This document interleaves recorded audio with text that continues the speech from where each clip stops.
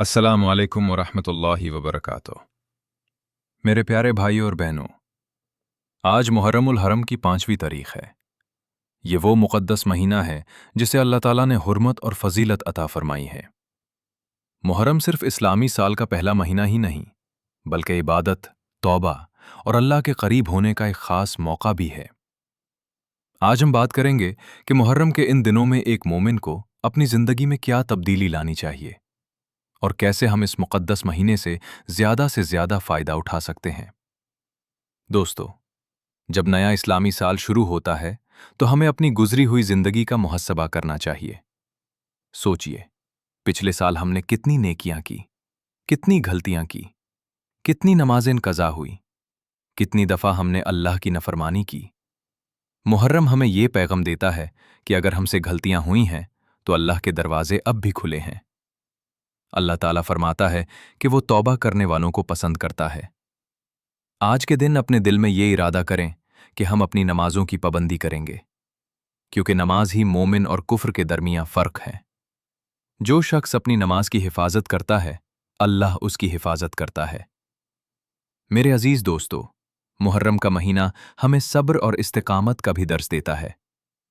जब हम इस्लाम की तारीख देखते हैं तो हमें बहुत से वाक़ियात मिलते हैं जहां अल्लाह के नेक बंदों ने सच्चाई और हक के लिए मुश्किलात बर्दाश्त की।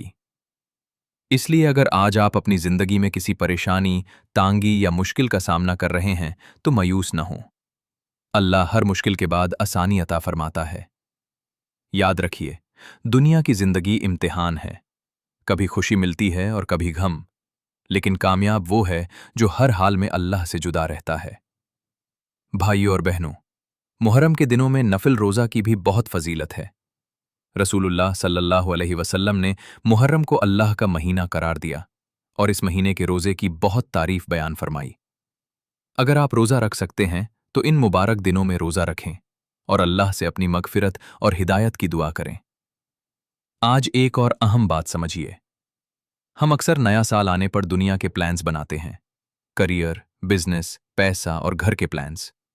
लेकिन कितने लोग अपनी आखिरत के प्लान्स बनाते हैं? क्या हमने सोचा कि इस साल कितना कुरान पढ़ेंगे? क्या हमने सोचा कि कितनी नमाजें जमात के साथ अदा करेंगे? क्या हमने सोचा कि कितने गुनाहों से बचेंगे? आज 5 मुहर्रम के दिन एक फैसला करें कि ये साल अल्लाह की इताअत में गुजारेंगे।